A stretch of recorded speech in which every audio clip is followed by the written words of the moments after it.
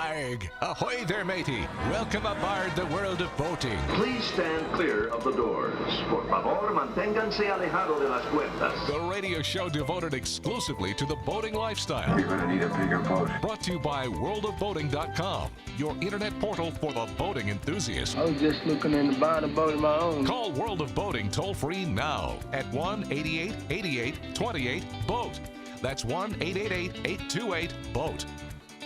And welcome. This is the World of Boating. Greg, your first mate. Barry, the boater, Mike, the mariner, rounding out the crew as we navigate the latest boating news and information and share big news with the world today as we announce some new World of Boating merch now available at worldofboating.com. Yes, we've upgraded things a tad. We got new items with World of Boating logos and designs coming out. New stuff is coming out every day, but the first, wave of some shirts and hats and things are now live at worldofboating.com. We got a hat, we got a basic shirt, new designs, pretty high quality stuff too. Price could be a little better, but hey, we're doing the best we can. And once again, if you want to show your love for boating and the World of Boating radio show and contribute to our retirement fund, here's your opportunity. You want to get us off the air? This is how you do it. You buy stuff that we make money on, and then we can quit. No, I'm kidding, of course.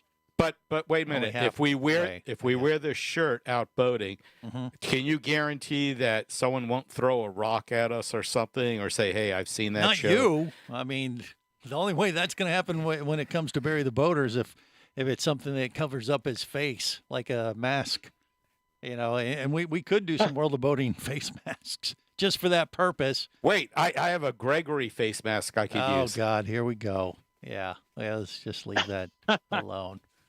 There we go. Hi. That's just wrong. My name is Barry the Boater. I want a World of Boating shirt. All right. This is for our passengers, not so much for us in that regard. Our passengers should be safe. If they wear World of Boating shirts, they're not going to get hit with any tomatoes. And they're not going to throw any, throw them out of the restaurant. Say, No. I've heard that. I have heard that show before. Right. It is crazy.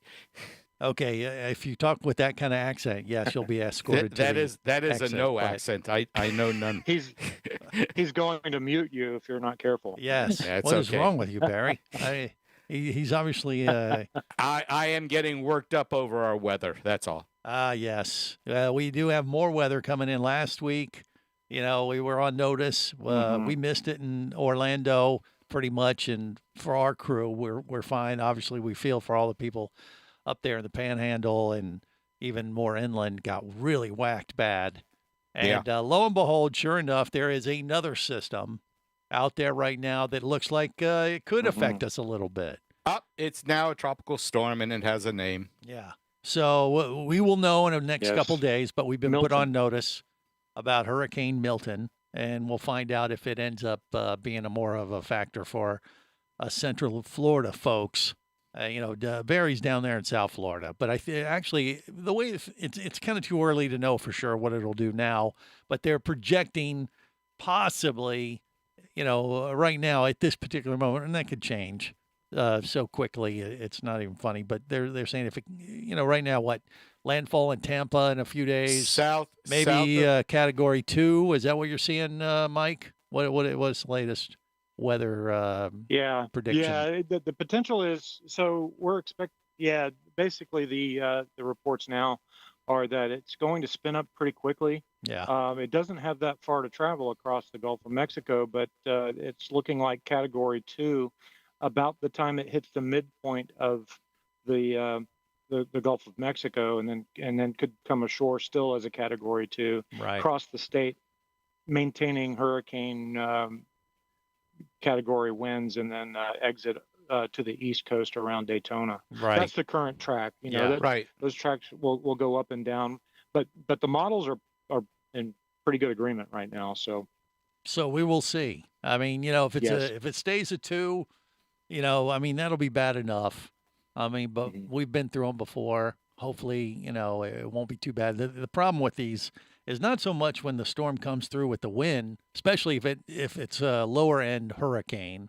I mean, there still can be some minor damage, trees down, that creates havoc. But it's the aftermath. If there's a lot of rain and flooding, it creates all this craziness. And, of course, losing power is a major headache. So we'll have to see how it goes. I mean, we were talking a lot last week about preparing your vessel for inclement weather because of the last one. So, right. Yeah, and here we are. Yes. So at least we prepped for that one. We should be good for this one. Hopefully. We're implementing our discussions from last week. That's what we're doing now. Right. And the biggest issue with Greg is that his favorite place to get his French lattes may close down for more than a day. He'll go through withdrawal. No, I make them at home now. I got my own. Oh, you make them at home? I got my own machine at home. Okay. Yeah. Wow. He's got a generator just to run his Just to run his latte machine because he has to have Get that. the refrigerator. What do you want me to go crazy? No. The latte machine better be powered up and running. Right. But as far as hurricanes are concerned, remember the dirty side of the storm is the one where the wind is coming towards you.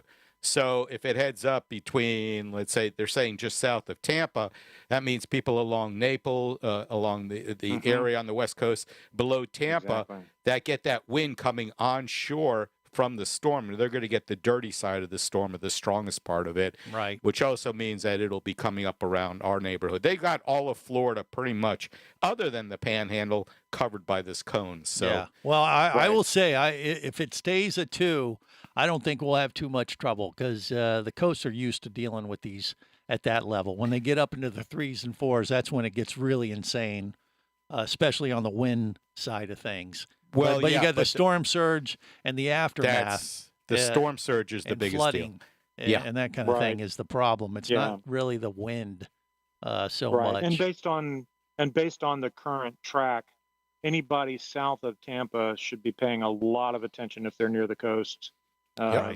With even a Category 2 storm when you're close. And I don't know, every storm has its own personality. You know, some of the storms are very tightly wound and the wind field is kind of small, but it can be intense. Or it can be a larger storm with a broader wind field that has wider ranging effects, kind of like the storm that we just went through 2 weeks ago. Well, hopefully you already had extra lines on your vessel from the last storm, and you've just left them on because, and you might as well just leave them on for another, few weeks here at least, and see how the rest of the season goes. But, I even said this last week, Barry. Remember, when that first one came through, we already had one that, followed a similar path through the Gulf.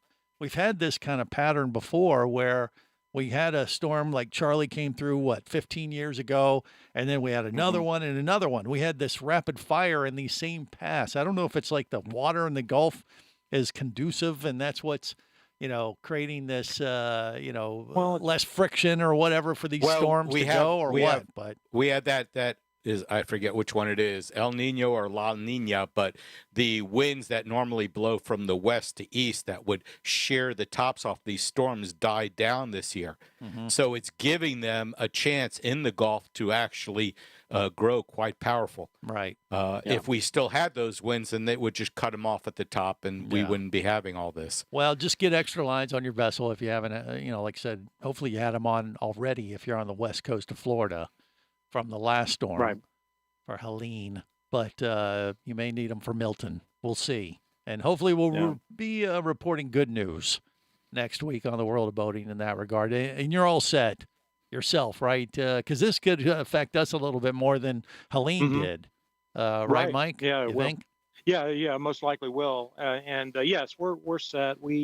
I always keep extra lines tied to this boat because even afternoon thunderstorms can result in a 65-mile-an-hour gust or whatever. Right. So I always have those lines on. And actually, the lines that we have in this slip, the home port, I just leave them here. So we have a set of lines that we travel with, and these other lines are all set perfectly for the way this boat needs to sit in the slip. So I just basically let them loose and we leave.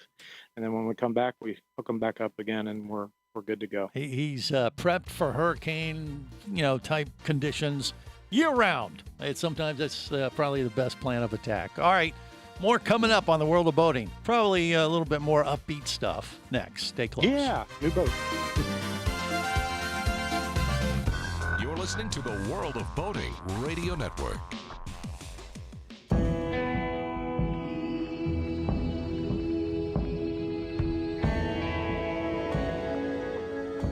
explorer in the other two-thirds of your world.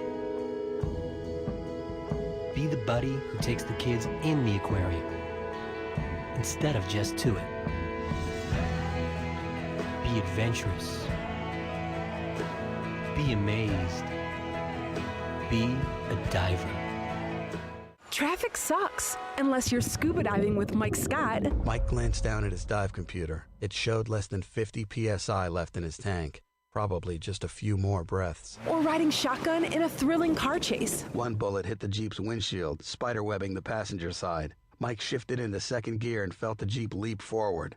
This just got serious. Escape your commute with audiobooks from author Eric Douglas. Download to your phone. Go to booksbyeric.com or audible.com.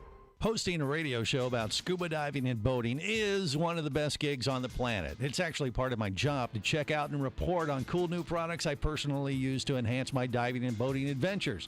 However, I do believe in sharing the joy, and this is why we've added Nanook protective hard cases to our list of products you can now purchase on the merchandise page at scubaradio.com. Nanook cases are designed to protect the most sensitive equipment in the harshest environments. Underwater photographers, listen up. From their high-impact NK7 resin to their exclusive Power Claw latches, Nanook has raised the bar for those of you that demand the best protection for your gear.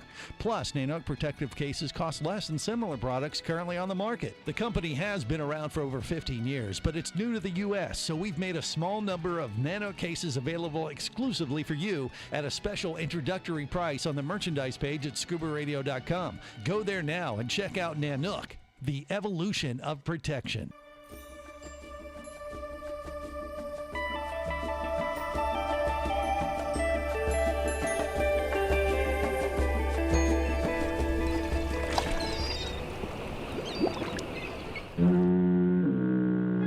Successfully navigated the Sea of Commerce and now are clear to cruise with the World of Boating. I do like the water. The radio show devoted exclusively to the boating lifestyle. The sun, the sea air, good friends. Brought to you by worldofboating.com, your internet portal for the boating enthusiast. Batten down the hatches. Aye, aye, sir. Mend the bowsprit, stow the mizzenmast, jibe the jib boom, hoist the mainsail and lower the tattersail. Look sharp, lad. Pike the starboard, hatch the leeward. Thwarts and trim the scuppers of the port poop deck.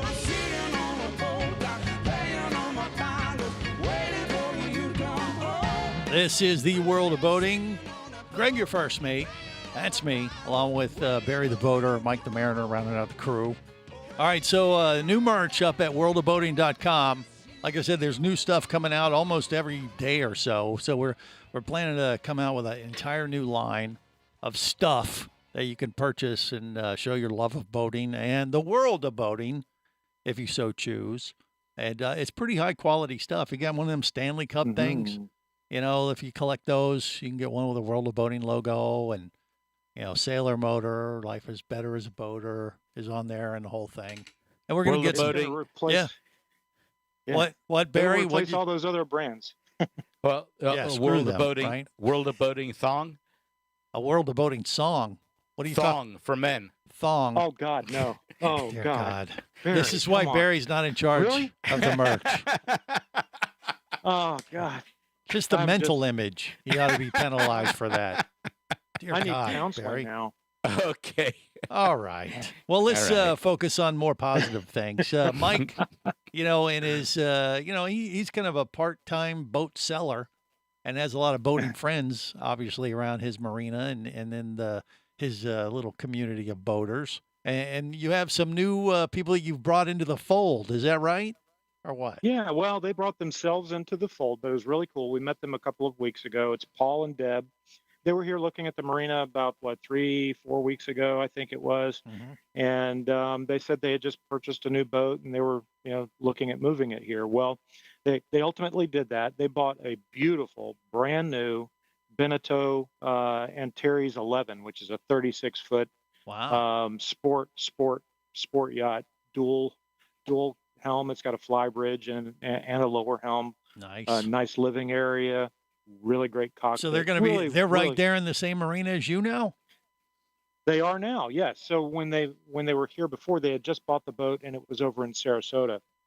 And this is a really cool story because this is like the progression of boating, right? They've been around boats and actually been on this river on pontoon boats and smaller little runabouts most of their lives. Well, they decided to get a boat that has a little more capability and live aboard capability and things that they, a boat that they could take on expeditions. And well, so this was their first major trip in a boat of any size, right? And, which I thought was really, really cool. And they did it very carefully and very successfully from Sarasota down to the Okeechobee Waterway, all the way across to the east coast of Florida, then all the way up the east coast, and then to Jacksonville, and then all the way back down to St. John. So wow, okay, nice long shakedown cruise for new boat owners of a large boat. And I was in touch with them during their trip, and they didn't experience any major issues. Everything. Yeah. You were part of their float fine. plan if things went south on them, huh?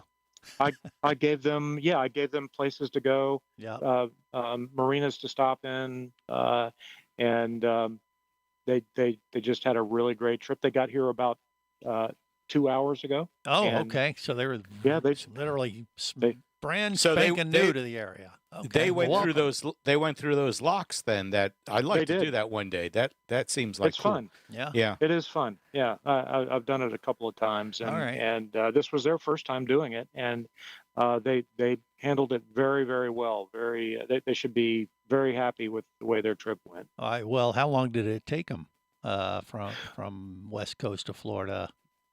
Well, they moved the boat over in stages, so they ultimately ended up in they moved it in a 2 or 3 week period up to Titusville. Yeah. And then from Titusville over the last several days, they've gone straight in. So they went from Titusville to St. Augustine, St. Augustine to Palatka. Yeah. Palatka to Renegades on the River, which is in Welaka. On the river, and then from there they left and made the whole trip all the way in today. So that's about a 5-hour run, and they got in. They got in a little before 2. So you're going to help them tie up for the hurricane, and then have a raft up party, hurricane party. Yeah, they're going to do all that tomorrow. They were a little tired, so they went ahead and went on home. But they're going to come back tomorrow, and then everybody tomorrow will be probably helping each other, rig their boats and make sure the lines are set in the proper spot to get the boats, away from the docks or set those fenders. What do you think, So Barry? I think West Marine's going to be busy tomorrow as people are buying more dock lines. Fenders and dock lines. Fenders, dock lines, stuff like that. You did say they went through Lake Okeechobee, so the boat was originally on the West Coast. Yes, it was in Sarasota. They bought it in Sarasota. Yeah, but I mean, the storm didn't affect it at all, or they had already had it up in Titusville before the storm came. They did. They had it over to the East Coast before the storm hit. A couple weeks ago, you said, right? Yeah. Yes. They started. Yeah. Well, so it sounded like they timed it pretty good. Yeah. And got there, and hopefully where Mike the Mariner is. I mean, you're very much inland. I mean, this storm, Milton, if it ends up being a thing. I mean, I don't know how far inland from Tampa, from the west coast of Florida, you figure that is. It probably at least 100 miles, isn't it? Yeah, you're about 100 miles in the middle. Yeah. About 100. We're slightly, we're closer to the East Coast than we are the West Coast. Yeah. Which is good for this particular scenario. Right. Right. Because we'll be over land more and hopefully, break up a little bit and mellow out. Yeah, but we're in a very, very good hurricane hole here. I mean, this marina, dead center of the state, essentially, surrounded by infrastructure, cement. Now, but wait a minute, though, and Mike. A couple of years ago, though, you did have that big flood there in the area. Yeah, and we're probably going to experience that this time, which means we're going to have to move the boat again because we're in a covered slip, and our boat's 20 feet tall. And we are likely going to have to move to another dock on the other side. Yeah, which is open. They're saying that's going to be about 30, 40 miles offshore on 7 a.m. Wednesday. And by 7 a.m. Thursday, it's going to be out, at least a couple 100 miles to the east of Florida. So this looks like it's going to be a fast mover. Yeah. Which awesome. means it shouldn't be able to lay down too much rain. Hopefully. Like Helene. Yeah. I mean, Helene ended up dropping a lot of water when it got inland away. Because it stalled, yeah. Yeah. But initially, for the folks in Tampa and stuff, it was a little further north, but it wasn't. It sped up. It was up to, I think, 25 miles an hour. At one point, it was moving. But it created the storm surge, but it didn't have a lot of water dumping it down because it was so fast. Right. Yeah. So hopefully that'll be, this will just be a quick little blow and won't affect you too much. What are you laughing at, Barry? So. Nothing. He's laughing. Absolutely. I'm just, again, thinking of what am I going to do on Monday? Quick little I'm not blow. working. That's what he's hoping for. Oh, geez. Okay. Oh, geez. I didn't say a word. You're the one that's. All right. Well, Mike the boy. Mariner has to walk the plank and go take care of business and do some stuff. But we appreciate the update, and hopefully we wish you well. We'll get the latest from you next week. Okay, Mike? Sounds great. You guys be have a safe. good show. Keep in touch. All right. We got more coming up on the World of Boating.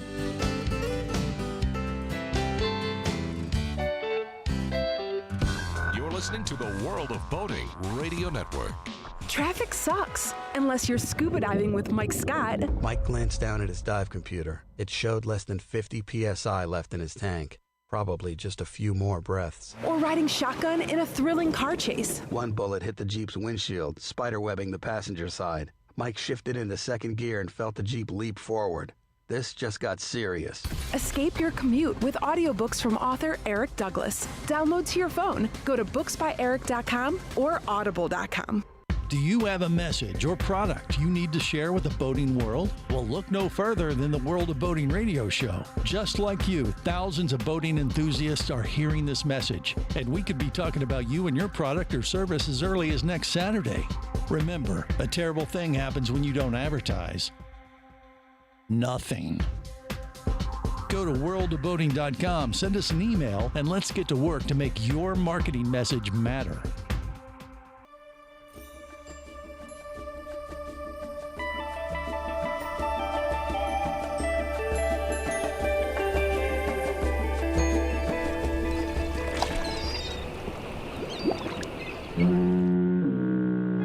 Successfully navigated the Sea of Commerce and now are clear to cruise with the World of Boating. I do like the water. The radio show devoted exclusively to the boating lifestyle. The sun, the sea air, good friends. Brought to you by worldofboating.com, your internet portal for the boating enthusiast.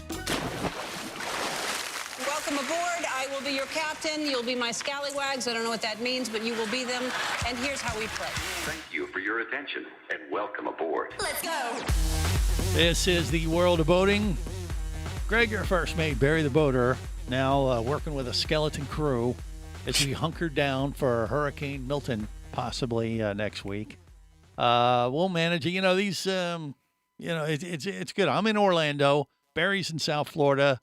I mean, right now, the way the track looks, Barry, I think you could potentially get more of this mess than us, but it's just too hard to say. Wait, have you ever looked at a map? Yeah. Yeah, you're right going to be more on the dirty side. Yeah, on the dirty side, Possibly. But it may go straight over you. Well, right. But now I remember, I don't remember it, but my dad told me he did take me out in 1965 or 64. Yeah. There was a hurricane that came over Miami, and he took me out during the eye of the storm. Yeah, I don't remember just to see what if you happened. blow away on the backside. No, you don't blow Look, away. it's so calm. Yeah, it's Here, son, stand right here. I'll be right back. Right. Oh boy. Hey, would you like to win a contender? That would be Would pretty you like sweet. to be a contender to win a contender? You could win a brand new 28T contender with twin Yamaha 200 horsepower engines and a custom Ameritrail trailer by entering a raffle through the ccaflorida.org website. The CCA is the, let me see if I can find it again because I couldn't remember the name. Yeah. The Conservation, I got it. Coastal Conservation Association, which is a nonprofit entity. Mm-hmm. You have to buy a raffle ticket. They're $100 each. There's Okay, a it's one of maximum those. of. Yeah, it's one of those. The contender is donating the boat. The money is used for coastal conservation services and things that they do to help take care of the coast. Right. So they're raising money for that. That means there's no minimum number of tickets. However, only one mailing address, or there's a limit of 10 tickets per person. Okay. But, you know, if you have the money, Yeah. and you want to take a chance, you could put $1,000 down and possibly win a contender boat. If you Which don't would win, be how much? What a contender boat? Yeah. A Does it 20, say? a 28T? No, it doesn't. What the retail value is on that? Mm-hmm. That's a pretty that's usually pricey something. boat, isn't it? It is a pricey boat. I could find that information out at the next break. Okay. But even if you just put $100 in, you buy a ticket, there is a chance you could win. Yeah. And you would win a beautiful boat. I mean, with twin Yamahas, a contender is a great boat. And you're supporting a good and the cause, too. And you're So, exactly, you're supporting that cause, and it is tax deductible. Anything that you don't receive is tax deductible. So you can add that $1,000 to your donations for 2024. there you go. So it may be a So go little to- year-end yeah. thing they can CC put in there. yeah. Right. Go to ccaflorida.org And get 'cause your it is- raffle ticket today. and get your raffle ticket. Yeah, get your raffle ticket. Mm-hmm. And And that's we'll from find that. out what that what the boat retails for. 28T? Sure, I'll get that for you. Yeah. So, because I would imagine it's pretty high. But we will yeah. see. All right. And there's some other stuff. Now, Boat US does great work for the boating industry in general. And I got notice that they are recruiting volunteers to help manage derelict vessels. So I'm not totally clear from what I read, Barry, and maybe you saw this and understand it better, but I know, I don't know if there's a grant project underway and Boat US has just got involved to help facilitate the project. I think that's what's going on, but I'm not totally clear. But they're using, Boat US to get the word out that they need volunteers to help monitor these potentially derelict vessels, which has been a problem plaguing the industry for years, where you get these boats that have been, abandoned in various waterways throughout Florida and in the U.S. And, the caveat to this is like sometimes you look at them, they look like eyesores and you think, okay, these have been abandoned. And then, a city comes in and clears them all out and finds out people were living on them or using them. And it creates all this problem and both environmentally, which is the major point of what they're trying to avoid. And then, of course, you got to watch out for the social aspects of that too, I guess, right? I think what they're trying to do is, yes, Boat US has money set aside for grants to remove these abandoned or derelict vessels. But they can't just remove any boat. They got to make sure it has definitely been abandoned and it's derelict. Right. For so sure. they need someone to review these particular applications for grants. Mm-hmm. So you put in an application for a grant. They want you to review that. They said you have to be willing to commit at least one review cycle, which will be 2 to 3 months. Reviews are expected to occur from December 24 to July of 25. The time commitment required is approximately 25 hours per review cycle, so not much. You have to attend between 4 and 8 hours of virtual meetings.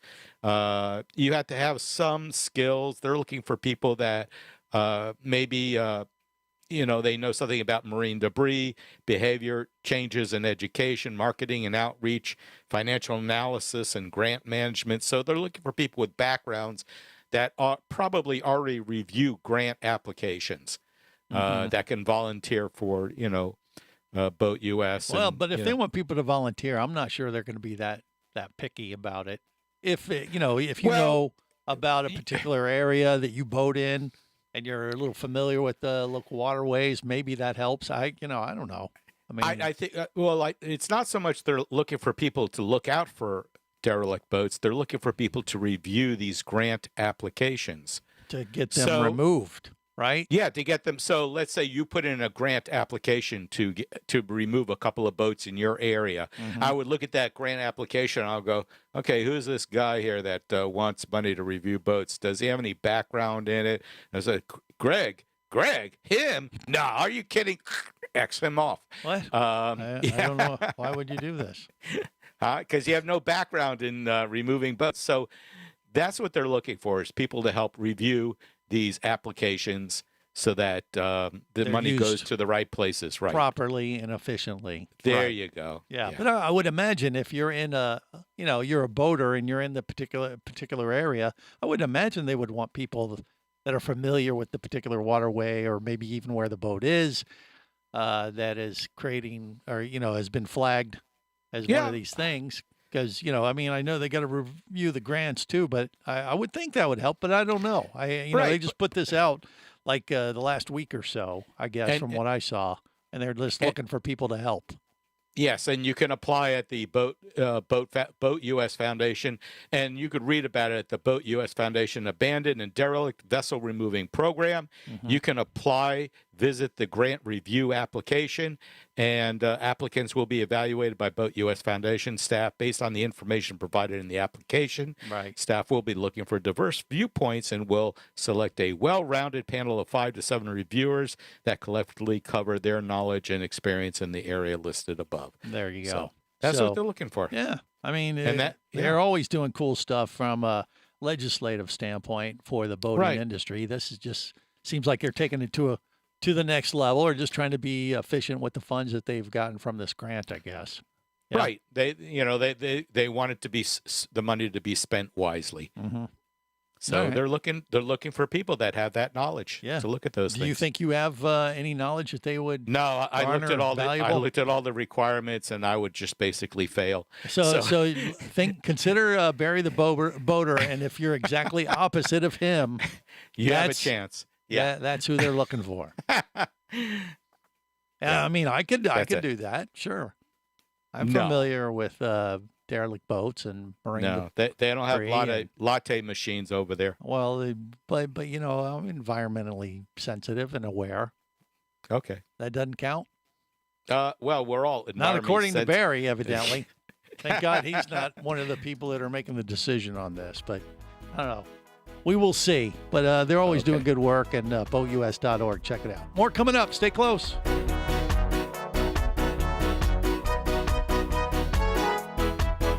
You're listening to the World of Boating Radio Network.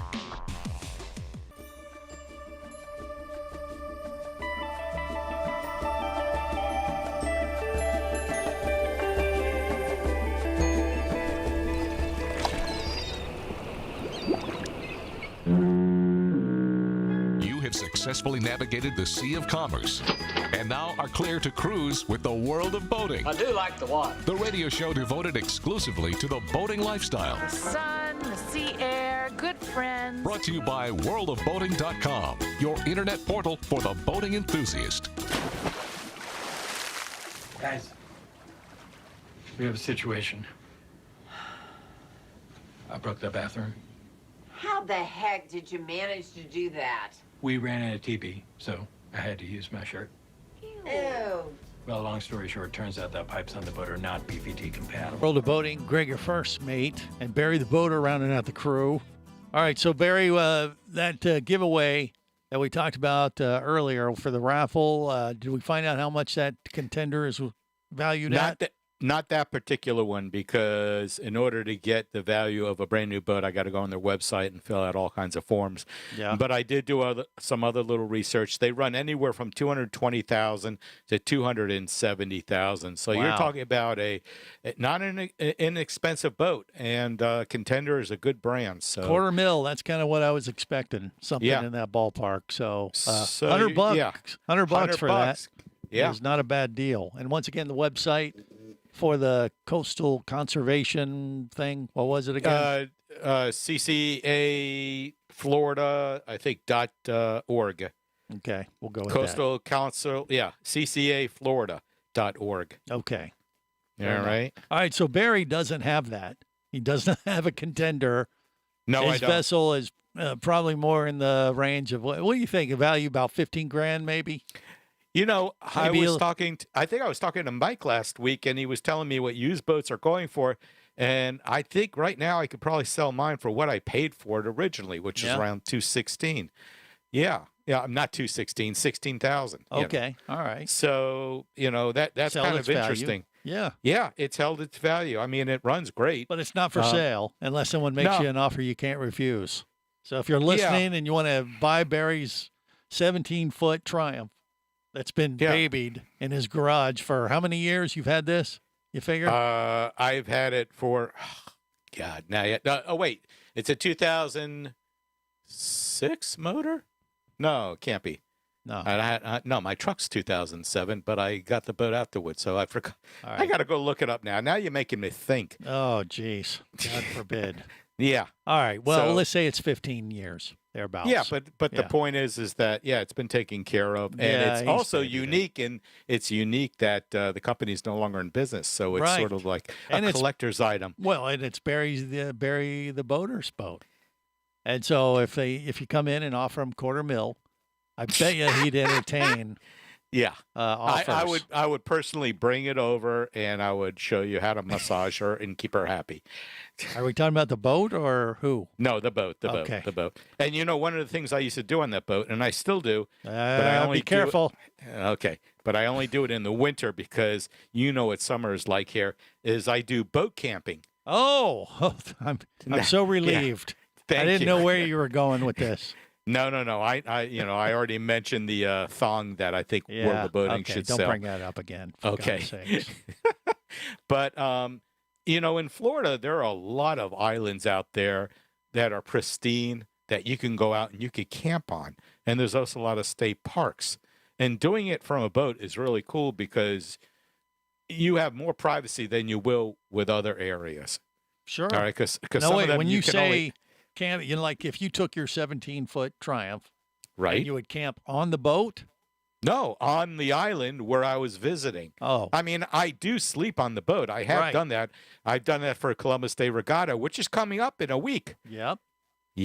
But again, in the summer, it is so hot, you can't do it. And the mosquitoes will absolutely eat you alive. Right. But in the wintertime, with the winters we have, you can have a beautiful weekend. And I'm not talking about a big 30 or 40-foot boat with air conditioning and all that. That's not camping. Mm-hmm. That's that's glamping. It's you're talking about real camping. Real camping with a tent, right? The whole thing, and just kind of find a dry spot there on land and anchor your boat off or pull it up on the sand or whatever, sandbar. Yeah, there's a whole bunch of little things you have to do.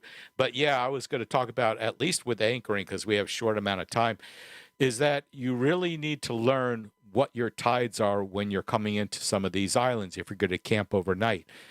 Because if you're coming in at low tide and you set your anchors, then at high tide, your boat will be fine. But if you come in at high tide and set your anchors and you think, oh, look, I'm floating in water right up at the beach here, everything's perfect, and you don't realize it's high tide and you set your anchors, when you wake up that morning and it's low tide, your boat's going to be on the sand. Right. So you're not going anywhere then. You might be camping a little longer than you expected. Yeah. Exactly. So one of the things you need to do is you look at your GPS. Most of them will have tide charts built right into them, and they know the time and the date, and they will tell you what the tide cycle is going to be for the area you're in. Mm-hmm. Now, but these islands you're picking to camp on, I mean, is there a website you can go to and make sure it's legal? I mean, you got to know which one. You can't just go up to any island. Well, you can't go to a private island. But, for example, if you go to goboatingflorida.com, it's all one word. Yeah. They have this whole article on boating and camping, the ultimate Florida adventure. And they list a couple of places you can go to. For example, the Cayo Costa State Park, located on Barrier Islands, accessible only by boat, ferry, the Cayo Costa State Park offers secluded beaches, hiking trails, and rustic campsites. Where is it located? I had to look that up. I have no. Oh, okay. It's just down the coast from Fort Myers Beach. Okay. So that's one of the places. You could go to Cape Romano in the 10,000 Islands. Now, my brother-in-law would go down to the 10,000 Islands, and they used to actually have these little campsites on stilts in the water there that you could rent. But those got blown away with one of the hurricanes. So, but there are still areas. And then there's another one called the Caladesi Island State Park, and that is a little bit further north. Again, an area where you can boat camp. I've gone off Boca Chica. It's Boca Chica Key. Okay. Not Boca Chica, which is down in the Keys. Right. And this one is up near Elliott Key, up in Biscayne Bay. You can also go to Biscayne Bay and dock there for the evening, and then they have campsites there. Well, Well, what do you prefer? I would imagine if, I'm just thinking about your case where you have this 17-foot Triumph, and if the weather's good, wouldn't you rather just sleep on the boat as opposed to, find a campsite? And I have done that. But, I mean, if you have more than one person, my boat would not work for that. For myself, it's fine. I already have it set up where I can sleep on the bow of the boat. I could put a little cover over in case there's inclement weather. Yeah. And, you just make sure your anchor light's running and you throw both anchors out and you're good for the evening. Right. Well, but couldn't you put someone else out on the transom and then have a cover? No, that's where I sleep. You're going to sleep. You said bow. Yeah, the bow. Oh, that's right, transom. Sorry, my bad. God, I'm correcting Barry the boater? I'm not thinking. There is no room on the transom for you. There's no room for anyone on the transom. Well, you get that center console. I would imagine someone could be up front, and you could have a person, on one side of the console and the other side of the console in a sleeping bag. If I had gotten a dual console. What do you mean if you got a dual? You got a center console, and you got two. Don't you have two pathways? Yeah, but you've been on that boat. You can barely walk through those pathways. Oh, they're pretty narrow. Okay. Yeah, they're narrow. So for two more skinny people. Very skinny people, the stick people, you can maybe fit there in there. All right. But you need a slightly bigger boat than what Barry has. But I'm just saying. Try boat camping. Well, boat camping sounds good, but I think if you had a 20, 25-foot boat, I don't know that I'd want to camp. I'd just want to stay on the boat and sleep on the boat if I had some. No, I agree with you. Yeah, coverage from the weather and the bugs and stuff. Maybe it's just me. Bugs. You're out in the middle of the bay. Yeah, you can mix it up. Yeah, do some land, do some boating. All right, on that note, we're going to wrap it up. Till next time, remember, whether it is sail or motor, life is better as a boater. Safe boating, everyone.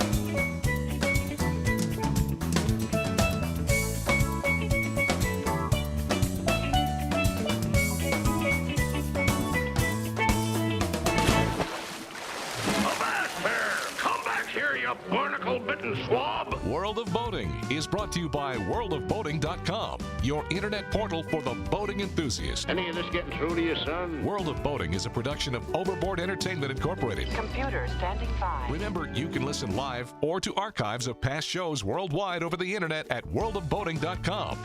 Computers can do that? So tell a friend and come aboard every week for the World of Boating. This is so great. I can't wait. I'm getting goosebumps. Feel me. Feel me. The radio show devoted exclusively to the boating lifestyle.